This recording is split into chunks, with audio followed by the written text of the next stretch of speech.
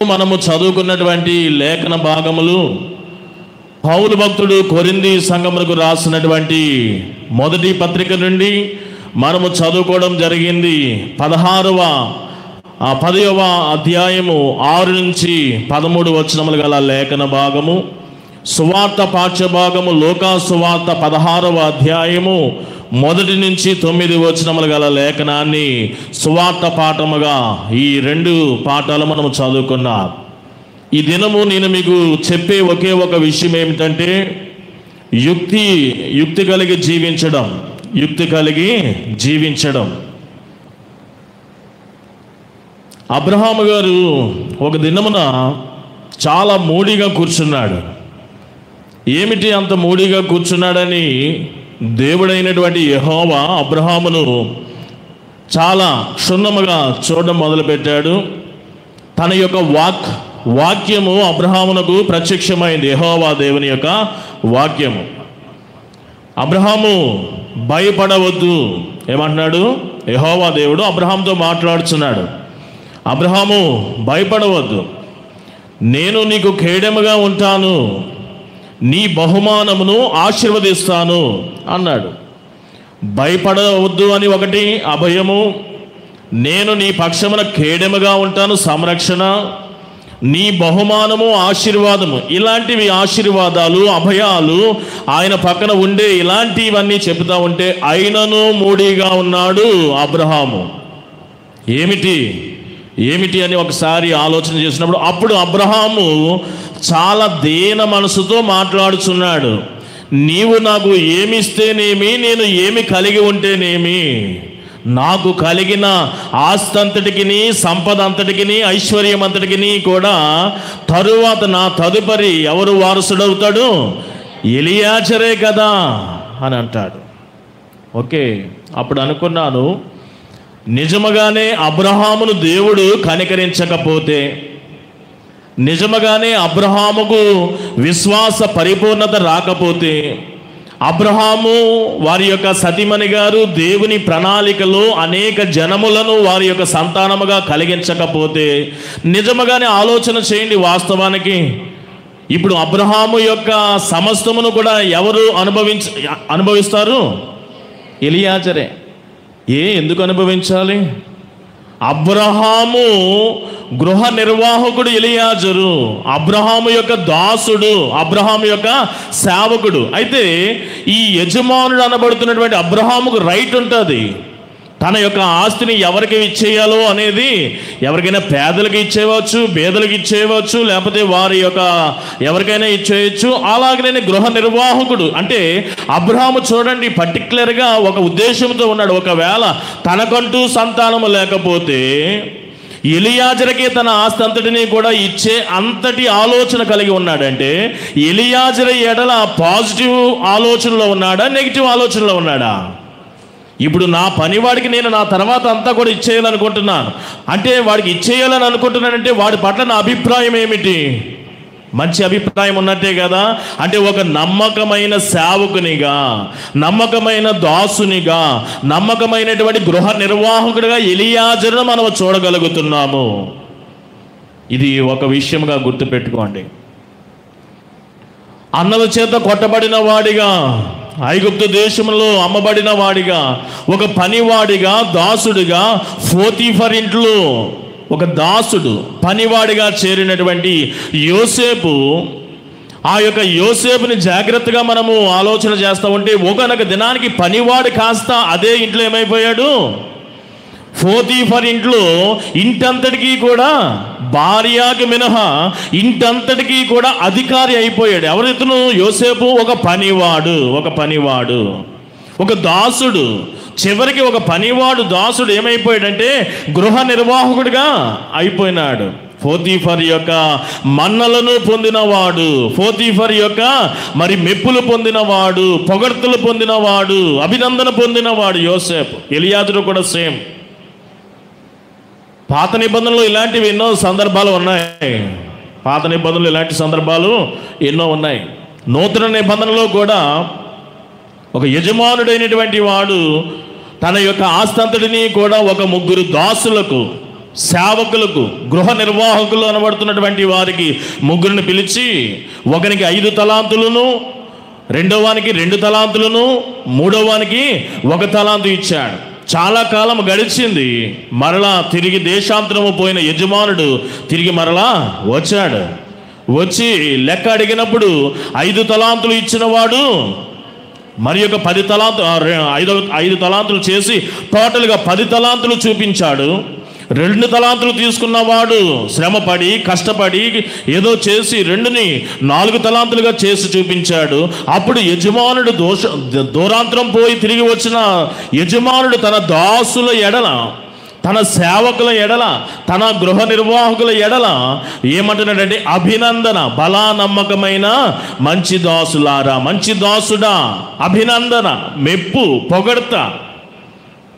Bible గ్రంథంలో యజమానులైనటువంటి వారు, దాసులు లేక గృహ నిర్వాహకులు అనబడుతున్నటువంటి వారు బైబిల్ గ్రంథం అంతటా కూడా మనకు కనబడుతూ ఉంటారు. అయితే ప్రతి ఒక్క యజమానుడు, ప్రతి ఒక్క గృహ నిర్వాహకత్వము ఆ దాసునిగా ఉన్న ఆ సందర్భాలలో మెప్పులు అనేవి, అభినందనలు అనేవి మనకి కనబడుతూ ఉంటాయి. అదే టైంలో కొన్ని సందర్భాలు కూడా అదే యజమానుల దగ్గర దాసులైనటువంటి వారు, గృహ నిర్వాహకులైనటువంటి వారు ఆ యజమాని కోపము రేపే విధముగాను వారి యొక్క శిక్షకు పాత్రులైనటువంటి సందర్భాలు కూడా లేకపోలేదు బైబిల్ గ్రంథంలో. బైబిల్ గ్రంథంలో ఇప్పుడే చెప్పాను కదా, తలాంతుల కథనము చూశారు కదా. తలాంతుల కథనంలో 3వ వాడు తన యజమానుడికి ఏం చేశాడు? కోపమును రేపాడు.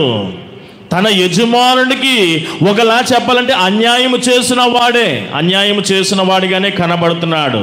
కోపమునకు కారకుడయ్యాడు ఆ 1 తలాంతు వాడు. అంత మాత్రమే కాదు, ఒనేసీము అనబడుతున్నటువంటి వాడు మీకు తెలిసిన పేరు విన్నారు కదా.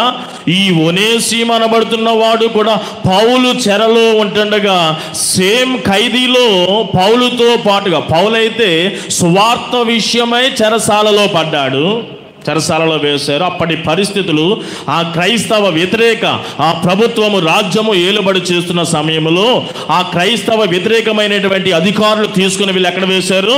చెరసాలలో వేశారు సువార్త విషయమై. అందుకనే సిగ్గుపడు వాడును కాను. అదే చెరసాలలో ఒక దొంగవాడిని కూడా వేశారు, ఒనేసీము అనబడుతున్నటువంటి వాడిని. వీడి ఈ సంగతి ఏమిటి? ఒనేసీము యొక్క సంగతి ఏమిటి? యజమానుని ఏం చేశాడు? మోసగించాడు, అన్యాయము చేశాడు, యజమానునికి కోపము రేపించాడు, కోపము తెప్పించాడు. ఇస్కరియోతు యోధాని కూడా అలాగే మనము లెక్కలో వేసుకోవచ్చు కదా. యజమానుడైనటువంటి యేసు ప్రభువుని మోసగించినటువంటి వాడు ఇస్కరియోతు యోధ. ఇలాగ బైబిల్ గ్రంథం అంతటిలో కూడా యజమానులు, దాసులు లేదా గృహ నిర్వాహకులు ఈ పోర్షన్ చూస్తున్నప్పుడు, అయితే యజమానుడు తమ దాసులను, గృహ నిర్వాహకులను మెచ్చుకోవడము, అభినందించడము ఇలాంటివి చూస్తాం. లేదా యజమానుడు ఆగ్రహము, కోపమైనా కూడా చూస్తూ ఉంటాం. కానీ ఈ దినాన లెసన్ నేను చదువుతూ ఉంటే, ముఖ్యంగా సువార్త పాఠ్య భాగం చదువుతూ ఉంటే చాలా విడ్డూరంగా ఉంది. అయితే యజమానుడు మెచ్చుకోవాలా లేదా కోపగించుకోవాలా. కానీ ఇక్కడ 2 కలగలిపి ఉన్నాయి. ఈ యొక్క లెసన్లో చాలా అర్థం చేసుకోవడానికి కొద్దిమందికి కష్టతరముగా కూడా ఉంటుంది. ఈ దినము సువార్త పాఠ్య భాగము మనము చదువుకొని వచ్చిన వారు బహు కొద్దిమంది ఉండవచ్చు.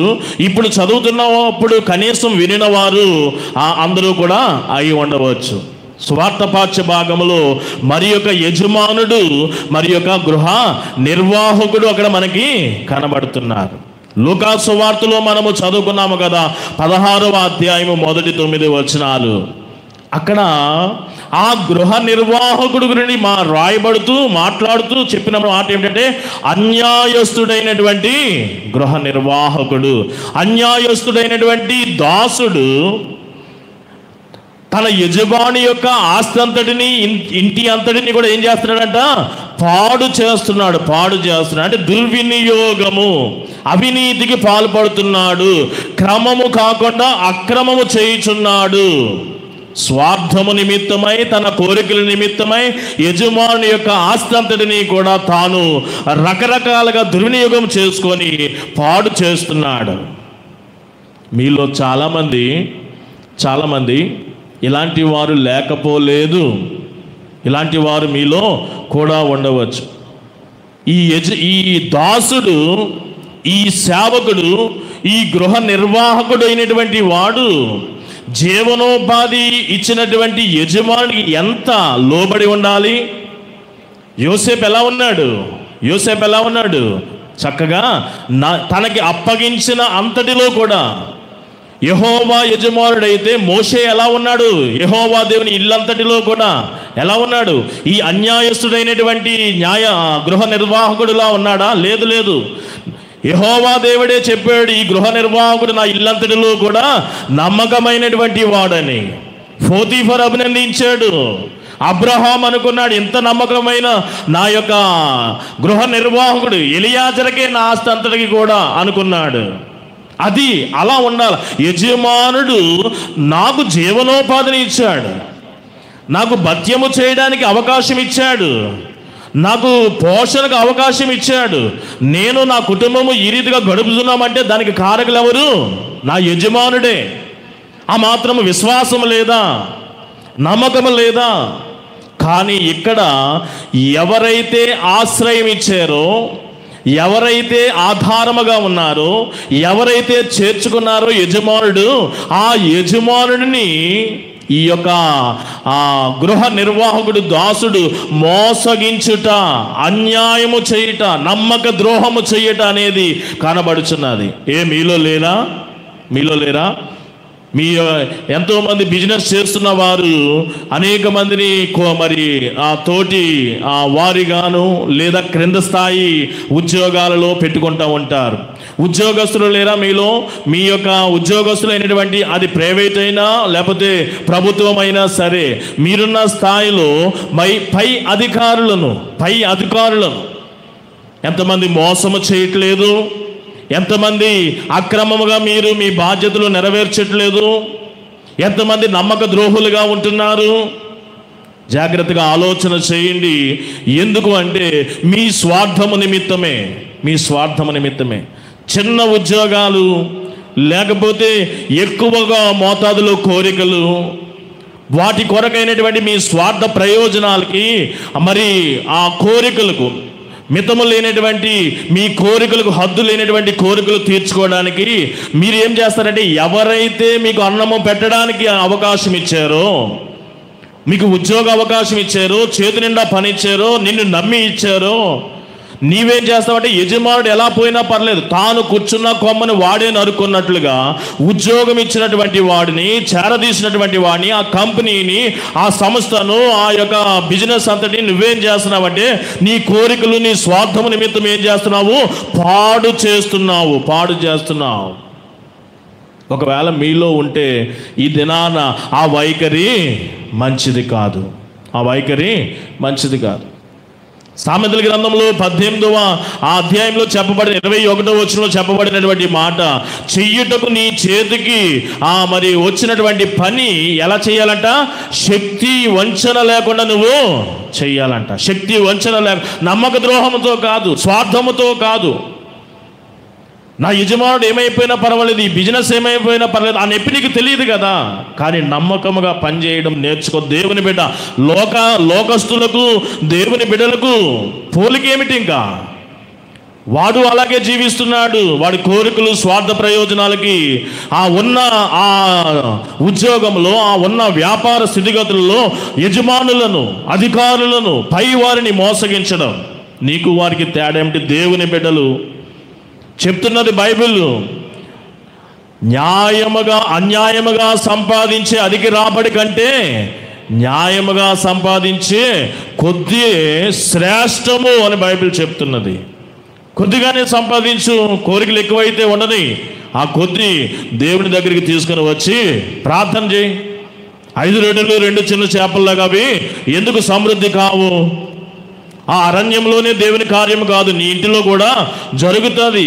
ఆ కొద్దిపాటి నీతిగా సంపాదించిన ఆ రాబడియే ఈ నెల దినాలు రాబోతున్న కాలం అంతా కూడా సమృద్ధి నీకు దేవుడు దయచేస్తాడు. ఆ అన్యాయస్తుడి గురించి ఇక్కడ రాయబడి ఉన్నది. అయితే ఈ యొక్క ఇంతటి అవినీతికి పాల్పడిన, ఇంతటి అన్యాయానికి పాల్పడిన, ఇంతటి అక్రమము చేసిన, ఇంతటి మోసము చేసినటువంటి వాడిని యజమానుడు తనదైన స్టైల్లో మొదటిగా శిక్షించడం అనేది చూస్తున్నాం. యజమాని స్టైల్, తన యొక్క ఆ విధానంలో యజమానుడు ఏ రీతిగా వారి యొక్క ఆ నడవడిక ఉంటుందో ఆ రీతిగా వచ్చాడు, పిలిపించాడు. యజమానుడు తాను పోలేదు, పిలిపించాడు. యజమానుడు ఎప్పుడు కూడా అదే చేస్తూ ఉంటాడు, తన దగ్గరికి పిలిపించాడు. రెండవది మొత్తం వివరణ కోరాడు, అడిగాడు, ప్రశ్నించాడు. ఏమిటి నీ మీద వచ్చిన రోమర్ ఏమిటంటావు? వీడేం మాట్లాడు. సరే, ఏం మాట్లాడవేంటి? లెక్కలు అప్పగించు. ఏమి లెక్కలేమి మాట్లాడు, అక్కడ పోర్షన్ ఏమీ లేదంటే వాడు మౌనిగా ఉన్నాడు. ఒకవేళ నా యజమానుడికి పూర్తిగా తెలిసిందా? ఆడు మౌనిగా ఉండడానికి వాడిలో ఉన్న సందేహాలు ఏమిటంటే, నా యజమానుడికి ఏమేమి తెలిసినాయి అసలు? కొంతమట్టుగా ఈ దినాన చేసిన ఆ స్కామే తెలిసిందా, అన్యాయమే తెలిసిందా, మోసమే తెలిసిందా, లేదా నిన్న మొన్న లేదా జాయిన్ అయినప్పటి నుండి కూడా నా యొక్క అన్ని డీటెయిల్స్ కూడా తెలిసిపోయినాయా? దేని గురించి చెప్తే ఏది ఒకటి చెప్పబోయి మరి ఒక దానికి నేను పట్టుబడినట్టు ఉంటుందని ఏదా చెప్పు, మాట్లాడు, లెక్క అప్పగించు. కదలడు మెదడు. వెంటనే గృహ నిర్వాహకత్వపు బాధ్యతల నుండి అతను ఏం చేశాడు? డిస్మిస్ చేసేసాడు, సస్పెండ్ చేసేసాడు. ఆ బాధ్యతల నుండి అతనిని తొలగించాడు. ఇంతవరకు బాగానే, దీనిలో ఆశ్చర్యం ఏమి లేదు కదా, దీనిలో ఆశ్చర్యం ఏమి లేదు. కానీ చదవగా చదవగా చదవగా ఈ యొక్క యజమానుడు, ఇతడు ధనవంతుడు, అతడు ఎంతటి ధనవంతుడని నేను మరలా ఏమైనా ఆలోచన చేస్తున్నప్పుడు, అచ్చి ఉన్నవారు, రుణపడి ఉన్నవారి యొక్క చెల్లించవలసిన ఆ మూల్యములను చూసినప్పుడు, ఓహో, దాన్ని బట్టి ఎస్టిమేట్ చేస్తే ఒక చిన్న అవగాహన, ఎంతటి ఆ రుణములు చెల్లించేవారు ఎంత? 100 మనుగుల నూనె. ఇది సుమారుగా 100 ఎకరాల పంట. అలాగనే 100 తూముల గోధుమ పిండి, సుమారుగా ఇది కూడా 100 ఎకరాల పంటే. ఈ యొక్క అప్పటిలోనే 100 ఎకరాల భూస్వామితను అంతటి ధనవంతుడని నాకు అర్థమైంది. అంతటి ధనవంతుడు అంటే ఇచ్చాడు అంటే ఇంకా తన దగ్గర ఇంకెంత ఉంటుంది? రుణం ఇచ్చాడంటే ఇంకా దాన్ని బట్టి ఎంత ధనవంతుడో మీరు ఆలోచన చేసుకోండి. అప్పటిలోనే చాలా గొప్ప ధనవంతుడు. ఇతని నుండి ఒక విషయము, 1-2 విషయాలు నేను చాలా అద్భుతముగా నాకు అనిపించింది నా యొక్క ఆలోచనకు. యాక్చువల్గా ధనవంతులు అనబడుతున్న వారు అందరూ కాదు, కొందరు, ఎక్కువ శాతము కొందరైతే ఈ మాటలకు వర్తించరు. కానీ ధనవంతులు అనబడుతున్న వారికి గర్వం ఎక్కువ ఉంటుంది, అహం ఎక్కువ ఉంటుంది. అందరికీ కాదు, ఎక్కువ మందికి. కొంతమంది మంచి వాళ్ళు కూడా ఉంటారు. ధనవంతులు అనబడుతున్న వారు ఎక్కువ శాతము అహముతోనూ గర్వముతోనూ ఉంటారు.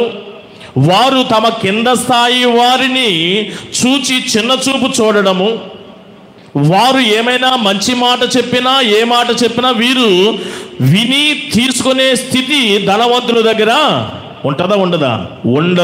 ఉండదు. పైగా వారి మీద ఫోకస్ పెట్టి వారిని స్టడీ చేసే, తమ కింద వారిని స్టడీ చేసే అంత మనసు కూడా రాదు ధనవంతులకు. అంతా పై వారినే చూసుకుంటూ ఉంటారు. ఇది ధనవంతుడి గురించి చెప్తున్న మాటలు, జాగ్రత్తగా వినండి. సేమ్ ఇవే క్వాలిటీస్ ఎక్కడ ఉంటాయంటే యజమానత్వంలో కూడా ఇవే ఉంటాయి. ధనవంతులు ఎక్కడ ఉన్నా ఇవే ఉంటాయి. యజమానులుగా ఎవరైతే ఉంటున్నారో అందరూ కాదు, ఎక్కువ శాతం యజమానులలో తమ దాసుల ఎడల, పనివారి ఎడల, సేవకుల ఎడల, గృహ నిర్వాహకుల ఎడల, కింద స్థాయి వారి అందరి ఎడల కూడా ఇలాంటి వైఖరే. వారు ఏమైనా చెబితే యజమానులు వినే స్థితిలో ఉంటారా? ఎక్కువ శాతము వినరు. వారి నుండి ఏమైనా నేర్చుకోవడానికి వారి వైపు ఏమైనా చూస్తారా? క్రింద స్థాయి వారు చిన్న చూపు చూస్తూ ఉంటారు. ఈ యజమానులు, ధనవంతులు, వారి నుండి మేము నేర్చుకునేదేమిటి, వారు మాకు చెప్పేదేమిటి, వారి ఎడల పైగా కఠినమైన మనసు ఎక్కువ మంది కలిగి ఉంటారు. ధనవంతుడు 1, 2 యజమానుడు యొక్క స్థితిలో ఉన్నాడు.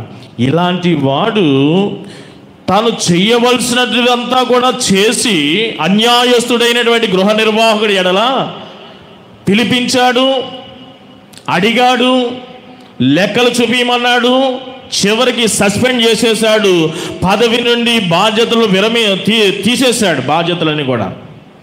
అక్కడితో అయిపోయింది, పోర్షన్ ఇంక బాగానే ఉన్నది. కానీ ఇక్కడే ఒక అద్భుతమైనటువంటి విషయము ఉన్నది. మైండ్ అంతా కూడా ఒక్కసారి మరి ఇంతవరకు బైబిల్ గ్రంథంలో ఎక్కడ యజమానుడు, ఎక్కడ గృహ నిర్వాహకుడు, ఎక్కడ యజమానుడు, ఎక్కడ దాసుడు ఉన్నా సరే అయితే మెప్పు, అభినందన ఈ రీతిగా ఉంటాయి, లేదా యజమానుడు కోపము, ఉగ్రత అవి ఉంటాయి. ఇక్కడైతే ఇది చదువుతూ ఉంటే ఇక్కడ కోపము అయిపోయిన పోర్షన్ శిక్ష. రెండవ పోర్షన్లోకి వచ్చేసరికి ఈ ధనవంతుడు అతడికి సూట్ అవ్వలేని విధముగా తన ధనవంతపు స్థితిని పక్కన పెట్టి, యజమానుడు ఆ యజమానత్వపు ఆలోచనలు పక్కన పెట్టి ఒక కొత్త విషయాల కొరకు ఆలోచన చూస్తున్నాడు, గమనిస్తున్నాడు, కనిపెట్టాడు. ఏమిటంటే అన్యాయస్తుడైనటువంటి గృహ నిర్వాహకుడు ఏం చేశాడు అని, తనకంటే క్రిందవాడు, ధనములో క్రిందవాడు, ఆ స్థితిలో ఇతడు యజమానుడైతే అతడు సేవకుడు, గృహ నిర్వాహకుడు, ఆ క్రిందవాడి నుండి ఏదో ఒక నూతనమైన విషయాన్ని ఇతడు వెంటనే తీసుకున్నాడు. అది ఇతడికి ఒక నూతనమైనటువంటి గుణముగా, మంచిదిగా అనిపించింది. వెంటనే మెచ్చుకున్నాడు. ఈ గృహ నిర్వాహకుడు ఏం చేశాడో తెలుసా? మీలో చాలామంది ఇలాంటి గృహ నిర్వాహకుల వల్లే, దాసుల వల్లే, సేవకుల వల్లే ఉండవద్దు. అన్యాయముగా వచ్చే అధిక రాబడి కంటే నీతిగా వచ్చే కొద్దిగే శ్రేష్టము. కాబట్టి ఈ కొద్ది దానిలో మీరు దేవుని మీద ఆధారపడిపోండి, వాటిని ప్రార్థన చేసుగా దేవుడు మిమ్మల్ని ఆశీర్వదిస్తాడు. ఇలా ఉండవద్దు. అన్యాయస్తుడైనటువంటి వాడు చేసిన విధముగా మీరు చేయకూడదు. కానీ ఇక్కడ యజమానుడు కూడా నేర్చుకోవాల్సినటువంటి గుణపాఠం ఇక్కడ వాడి దగ్గర నుండి. కిందవాడే, అతడు అసంపూర్ణుడే, అతడు మోసగాడే, అతడు చెడ్డవాడే, పాపియే. మీరు అనుకుంటారు ఏదైనా నేర్చుకోవాలి అనుకుంటే నాకంటే గొప్పవాడి దగ్గర అయితేనే నేను నేర్చుకోవాలి అనే ఆలోచన మీలో చాలామందికి ఉంటుంది. నాకంటే ఒక ఉన్నతమైన స్థితిగతుల్లో ఉన్నవాడి దగ్గరే నేర్చుకోవాలని అనుకుంటారు, మంచివాడి దగ్గరే నేర్చుకోవాలని అనుకుంటా ఉంటారు. కానీ ఇక్కడ ఈ యజమానుడు తనకంటే తక్కువ స్థాయి కలిగిన వాడు, తనకంటే పేదవాడు, మంచివాడు కాదు, చెడ్డవాడు, అతడు అన్యాయస్తుడైనటువంటి వాడు, మోసగాడి దగ్గర ఒక మంచి క్వాలిటీ చూచాడు, నేర్చుకున్నాడు. అంటే అసంపూర్ణుల దగ్గర కూడా మనము నేర్చుకోవాల్సిన విషయాలు ఉంటాయి. మనకంటే క్రింద వారు దగ్గర కూడా మనము నేర్చుకోవాల్సిన కొన్ని విషయాలు ఉంటాయి. ఇదే ఈ దిన లేఖన భాగమే గొప్ప నిదర్శనము. ఏం నేర్చుకున్నాడు వీడంట? అన్యాయస్తుడైనటువంటి గృహ నిర్వాహకుడు. చెప్తాను, నన్ను చెప్పనివ్వండి.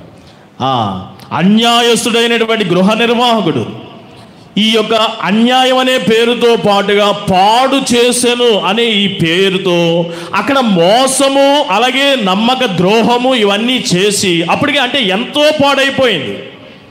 తాను చెడ్డ కోతి, ఇప్పుడు చెప్పండి, తాను చెడ్డ కోతి వనమంతా చెడగొట్టినట్లుగా వీడేం చేశాడంటే, మీలో చాలామంది ఏదైనా శోధన వస్తే, ఏదైనా కష్టము వస్తే, ఈ ఉద్యోగంలో, బిజినెస్లో, ఇంటి మెయింటెనెన్స్లో ఎక్కడైనా సరే వెలితి అనే ఆ స్థితి ఏర్పడితే వెంటనే నీవైతే ఏమైపోతుంటే దిగులు, వెంటనే కృంగిపోతూ ఉంటావు, అయోమయ పరిస్థితి, తల్లడిల్లిపోతూ ఉంటావు, గుండె చెదిరిపోతూ ఉంటుంది.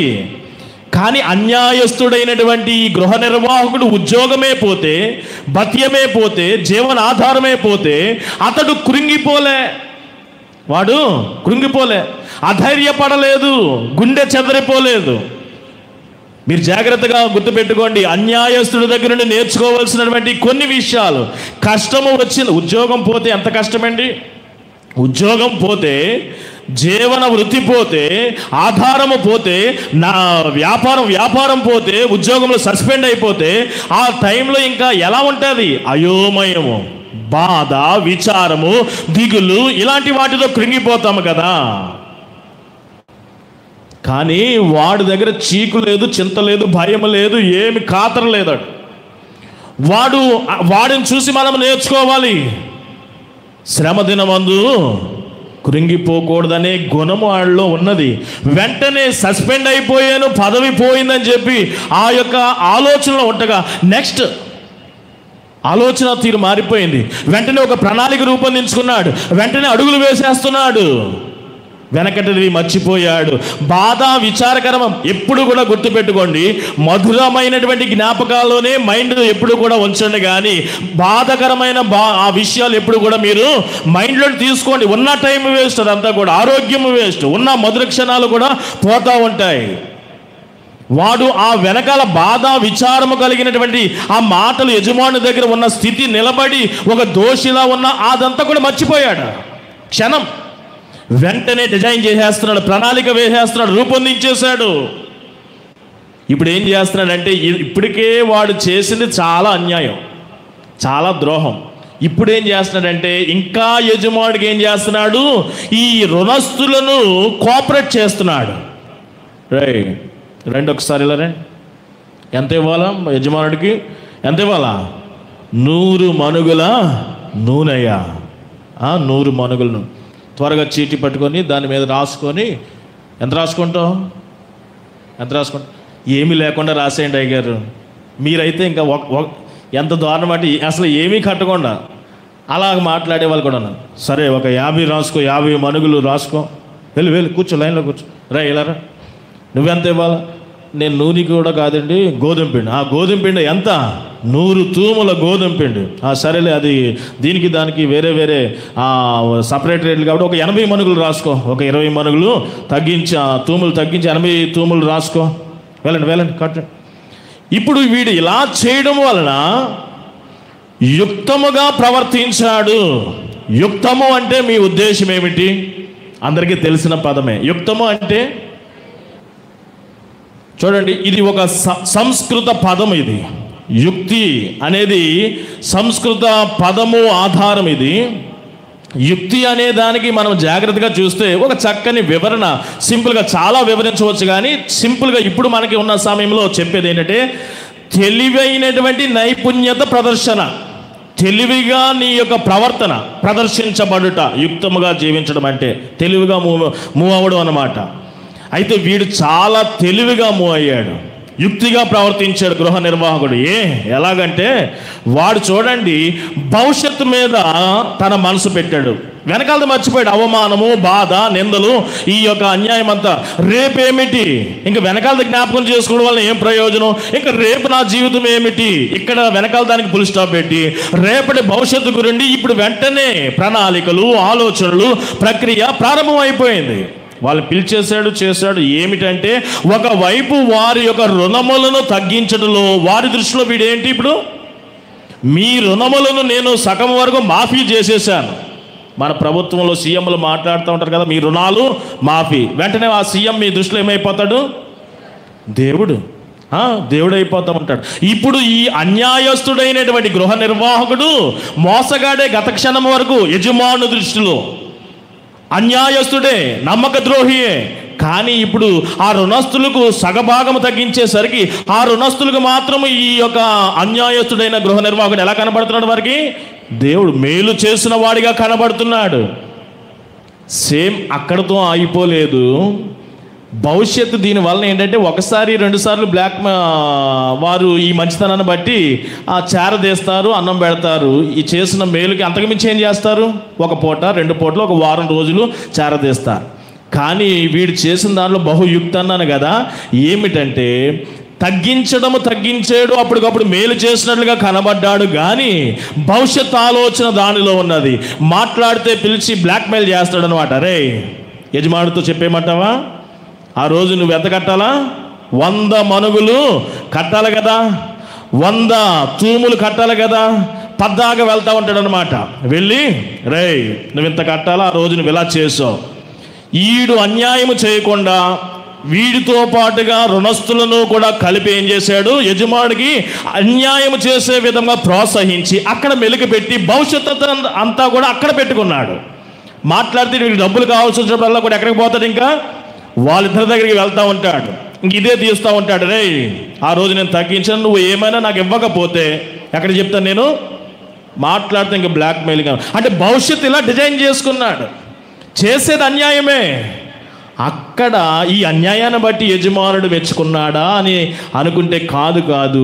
అతడు భవిష్యత్తు జీవితంలో ఎంత చక్కగా, ఎంత తెలివైనటువంటి నైపుణ్యత, తెలివిగా తన యొక్క నైపుణ్యతను ప్రదర్శించేడే ప్రవర్తన, దానిని బట్టి యజమానుడు తాను పొందిన మోసమును, తాను పొందినటువంటి అన్యాయమును, తాను నష్టపోయినటువంటి సమస్తమును కూడా జ్ఞాపకం చేసుకొని బాధను పక్కన పెట్టి అతడిలో ఒక కొత్త గుణమును చూశాడు. ఏమిటంటే భవిష్యత్తు కొరకు ఒక యుక్తమైన తెలివైనటువంటి ప్రదర్శన చేశాడు, నైపుణ్యత ప్రదర్శించాడు.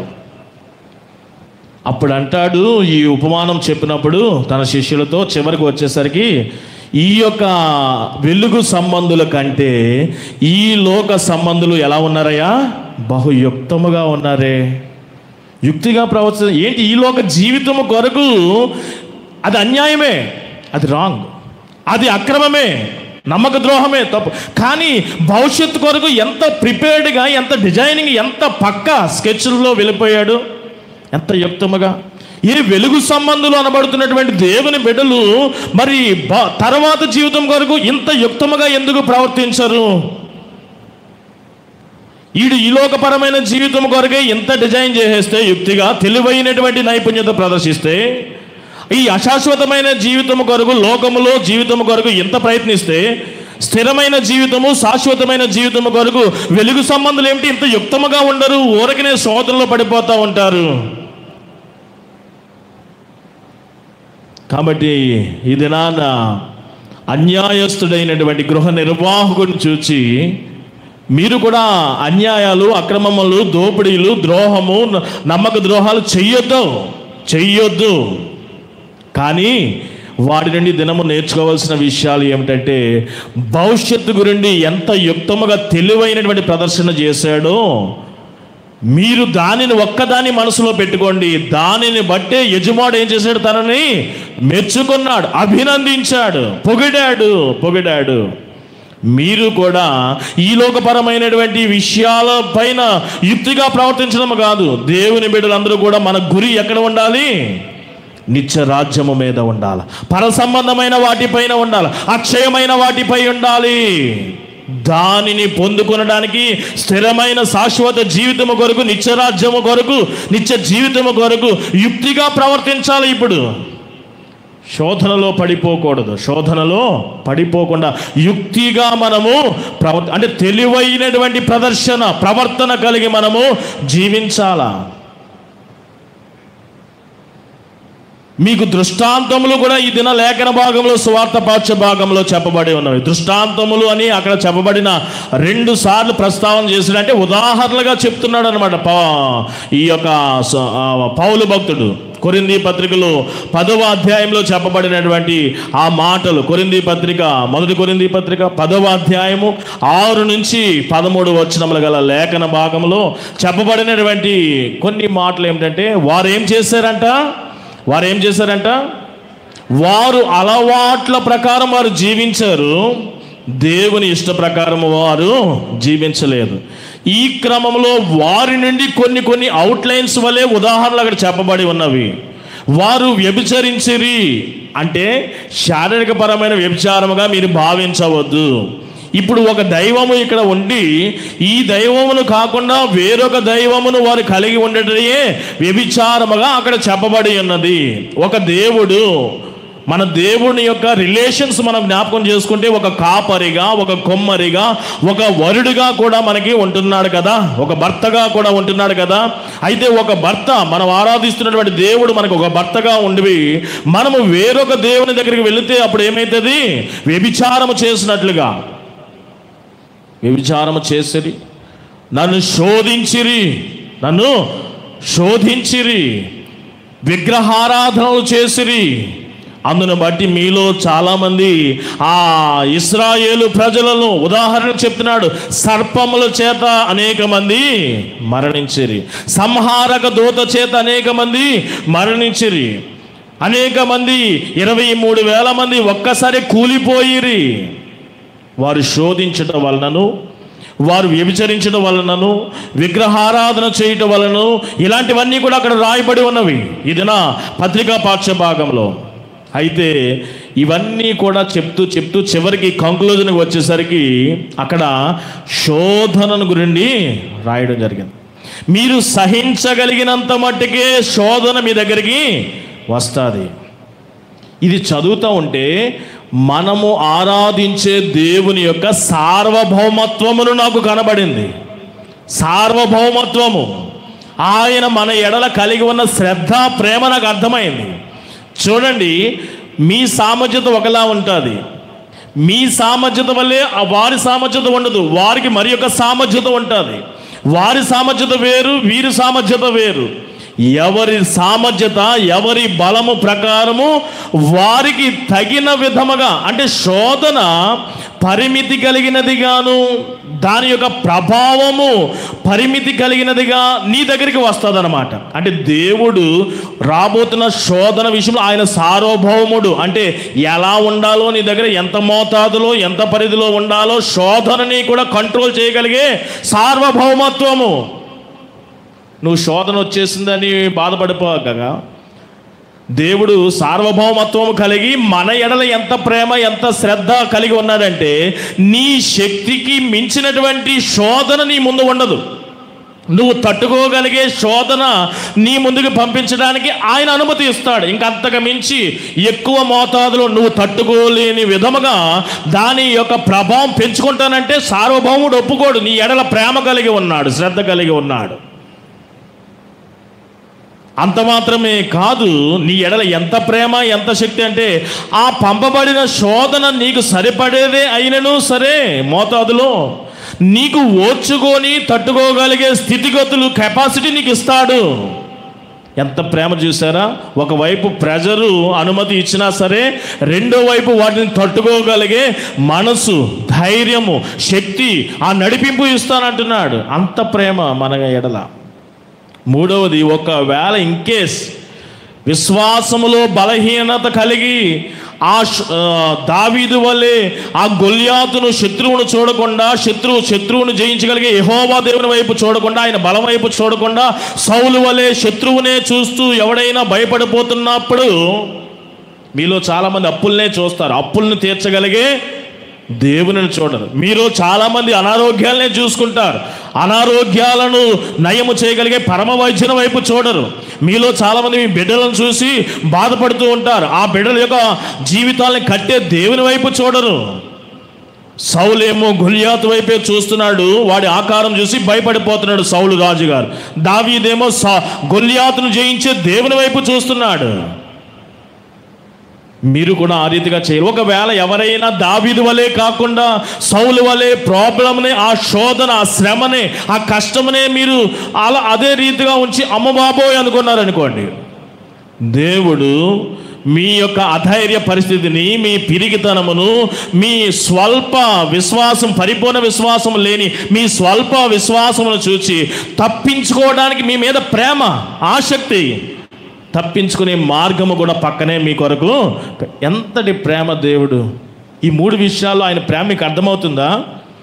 దేవుడు శోధన మీ దగ్గరికి అనుమతి ఇచ్చినను ఆ శోధన మీ శక్తికి మించినటువంటి ప్రెజర్లో ఉండదు. అది ఆయన కంట్రోల్లో పెట్టేస్తాడు. ఆయన సార్వభౌముడు. ఆయన ప్రేమ అక్కడ అర్థమవ్వాలి. రెండవది, ఆ యొక్క రాబడినటువంటి శోధనను తట్టుకోగలిగే ఓపిక, శక్తి, బలము అవన్నీ నీకు ఇస్తాడు ఆయన మీద ఆధారపడినప్పుడు, విశ్వసించినప్పుడు. ఇది రెండవది. మూడవది, ఒకవేళ నీకు అంతటి విశ్వాసము, అంతటి ధైర్యము, అంతటి ఆ నడిపింపు లేకపోతే నీ పిరికితనం, అధైర్యం చూసి వెంటనే పక్కన ఏం చేస్తాడంట, తప్పించుకునే మార్గమును కూడా పెడతాడు. నీ పట్ల ఇంకా ప్రేమ. అర్థమవుతుందా? కాబట్టి ఈ లోక జీవన యాత్రలో నీ యొక్క వ్యాపారంలో కానీ, నీ ఉద్యోగ విషయంలో కానీ, నీ కుటుంబ విషయాల్లో కానీ కొన్ని నువ్వు చేసుకోలేనటువంటి నిరాశ, నిస్పృహ, అటువంటి దయనీయమైనటువంటి పరిస్థితులు ఎవరైనా ఉంటే కనుక వెంటనే సులువుగా నీ యొక్క కార్యములను చేసుకోగలిగే మార్గాలు శోధన. ఇదిగో ఇలా అయితే నీ పని అయిపోతుంది. శోధన ఎప్పుడు కూడా సులువుగా నీ కార్యము జరిగిపోతుంది అని శోధన ప్రేరేపణ కలుగుతూ ఉంటారు. అన్యాయస్తుడైనటువంటి వాడు తన జీవితమును తనకు అనుకూలముగా తన కోరికలు తీర్చుకోవడానికి, తన స్వార్థముతో తాను జీవించడానికి ఎంత అన్యాయానికి, శోధనలో పడి అన్యాయానికి, నమ్మక ద్రోహానికి పాల్పడినట్లుగా నీవు కూడా శోధన నీకు ఎదురవుతున్న కొన్ని ఎరకాట పరిస్థితులను బట్టి, కుటుంబ పరిస్థితులను బట్టి మెయింటెనెన్స్ సాగక శోధనలో పడిపోవద్దు. అన్యాయాలకు పాల్పడవద్దు, అక్రమాలకు పాల్పడవద్దు, నమ్మక ద్రోహములు చేయవద్దు, మోసములు చేయవద్దు. కొద్ది రాబడి అయినను సరే, ఆ కొద్ది రాబడి ఈ యొక్క మంతంతా కూడా నీకు సరిపడలేని స్థితిలో ఉన్నను సరే, అన్యాయముగా సంపాదించే అధిక రాబడి కంటే నీతిగా సంపాదించే కొద్దిగా శ్రేష్టము. కాబట్టి మీరందరూ కూడా చాలా జాగ్రత్తగా గమనించండి. మీకు ఎదురవుతున్నటువంటి ఎంతో ఆర్థిక భారములతో స్కూల్ ఫీజులు వేలకు వేలు, కాలేజ్ ఫీజులు వేలకు వేలు, సీట్లు మరి మనము తీసుకోవాలంటే లక్షలు పెట్టాలి. ఏదైనా హాస్పిటల్కి ఏదైనా వస్తే ఆ ఓపీ ఫీజులే వేలకు వేలు ఉంటున్నాయి. మెడిసిన్ తట్టుకోలేకపోతున్నావు చిన్న శాలరీలో. ఇంకా అడ్డదారులు తొక్కొద్దు నువ్వు. వీటిని తీర్చుకోవడానికి నువ్వు వేరే మార్గాలు, సులువైన మార్గాల్లోకి వెళ్ళిపోవద్దు. అట్టి వారిని దేవుడు శిక్షిస్తాడు. ఇక్కడ కూడా యజమానుడు శిక్షించాడు. కానీ ఎందుకు మెచ్చుకున్నాడు? భవిష్యత్తు తన జీవితమును ఎలాగా కాపాడుకోవాలో, ఎలాగ ముందుకు సాగిపోవాలో ఆ డిజైన్ చేశాడు. చూసారా? యుక్తిగా తెలివైనటువంటి నైపుణ్యత ప్రదర్శించాడు. చూసారా? ఆ ఒక్క లక్ష్యమును బట్టి తనను మెచ్చుకున్నాడు. ఇది నాన్న మీరు కూడా ఎన్ని శోధనలు వచ్చినా ఇదే జీవితముగా భావించి మీరు కింద మీద పడిపోవద్దు. కానీ మన యొక్క జీవితము, మన యొక్క గమ్యం ఏమై ఉన్నది? నిత్య రాజ్యము, పరలోక రాజ్యము, స్వర్గము, వైకుంఠము మనం వెళ్ళవలసినది. అది స్థిరమైనది, ఇది అస్థిరమైనది. అక్కడ జీవితం శాశ్వతమైనది, ఇక్కడ జీవితం అశాశ్వతమైనది. నీటి వంటిది, నీడ వంటిది, గడ్డి పువ్వు వంటిది, క్షణభంగురము. మనకి అర్థం అవ్వడానికి, మనము జీర్ణించుకోవడానికి, మన మైండ్ ట్యూన్ చేసుకోవడానికి బైబిల్ ఎన్నోసార్లు చెప్పింది మన జీవితము క్షణభంగురం అని, ఒక్క రెప్పపాటులో వెళ్ళిపోతుందని. ఇలాంటి ఒక్క రెప్పపాటులో వెళ్ళిపోయే జీవితము గురించి ఎదురవుతున్నటువంటి కొన్ని ప్రెజర్స్లో ఎందుకు నువ్వు అడ్డదారులు తొక్కడానికి వెళ్ళిపోతున్నావు? అన్యాయస్తుడైన గృహ నిర్వాహకుడి వలె ఆ విషయంలో నువ్వు ఉండవద్దు. యుక్తి కలిగి జీవించండి. ఎన్ని కష్టం వచ్చినా సరే మన జీవితం ఇది కాదు. మన జీవితం ఏది? భవిష్యత్, మరణము తర్వాత జీవితం. దాని కొరకు యుక్తముగా ప్రవర్తించండి. తెలివిగా మీరు నడుచుకోనండి. ఈ రీతిగా మీరు అందరూ కూడా మీరు చేస్తున్నటువంటి మరి ఉద్యోగాలలో కానీ, వ్యాపారాలలో కానీ, మీ యొక్క కుటుంబ వ్యక్తిగత జీవిత విధానాలలో అవినీతి, అక్రమము, లేకపోతే దోచుకోవడము, ఇలాంటి వాటి మీద ఫోకస్ పెట్టక నిత్యరాజ్యం వైపు మీ మనసును పెట్టి వెనుకున్న వాటిని మర్చిపోయి మీ బాధలన్నిటినీ కూడా ముందున్నటువంటి ఒక మధురమైనటువంటి జీవితం కొరకు మనము సిద్ధపడుతూ ముందుకు సాగాలే కానీ వెనుకున్న వాటిని మర్చిపోమన్నాడా లేదా పౌలు? ఈ యొక్క గృహ నిర్వాహకుడు కూడా చేసింది ఏంటి? వెనుకున్న వాటిని మర్చిపోయాడు. ముందున్న తన జీవితం కొరకు ఎలా తాపత్రయపడ్డాడో నీవు కూడా మన ముందు ఉన్నది నిత్యరాజ్యం. దాని కొరకు మీరు యుక్తముగా మీరు జీవిస్తూ ముందుకు సాగండి. ఈ లోక ఉచ్చులో, పాపపు ఉచ్చులో, ఆ యొక్క అపవాది యొక్క బంధకాల్లో మీరు ఎవ్వరు కూడా చిక్కుకొనడము ఆయనకి ఇష్టం లేదు. ఏ ఒక్క ఆత్మ కూడా నశించిపోవడం ఆయనకి ఇష్టం లేదు. మీరు యుక్త యుక్తముగా ప్రవర్తించి ఆ యొక్క గృహ నిర్వాహకుడు వల్లే, వాడైతే ఈ భూమి మీద చూసుకున్నాడు కానీ మీరైతే నిత్యరాజ్యం వైపు మీరు యుక్తముగా దాన్ని పొందుకునే విధంగా ముందుకు సాగండి. ఆ రీతిగా సాగిన నాడు ఆయన ఎంతో అభినందిస్తాడు, ఎంతో మెచ్చుకుంటాడు, ఎంతో మిమ్మలను మీ విషయమై గర్వపడతాడు. అంత మాత్రమే కాదు, తండ్రి యొద్దను దేవదూతల ఎదుటను మీ విషయమై ఆయన ఒప్పుకుంటాడు. అట్టి ఆధిక్యత మీరందరూ కూడా కలిగి ఉండాలి. అట్టి ఆధిక్యతలోనికి మిమ్మల్ని అందరినీ కూడా నడిపించాలి. అట్టి ఆ విధముగా పరిశుద్ధాత్మ దేవుడు మిమ్మల్ని నడిపించును గాక. ఆమేన్. సమస్త జ్ఞానములకు